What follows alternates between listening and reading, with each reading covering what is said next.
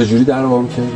با کارت تلفن رفتم توی خونه دیدم صاحب خونه کسی نیست، ولی عطر غذا پیچیده توی این خونه. منم گشنه رفتم تو آشپزخونه به خیال و راحتگاه تو خونه خودم.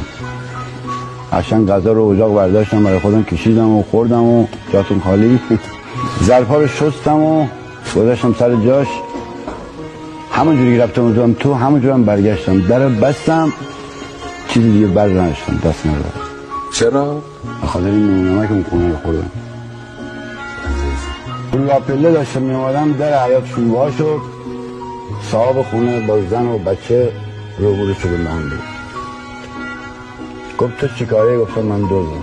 همینجوری دیگه روبرو شده خب گفت من چی کار؟ گفتم اومدم دزدی. چیزی هم داری میبری؟ گفتم نه اومدم دشمن بود غذا خوردم، ظرفاتونم شستم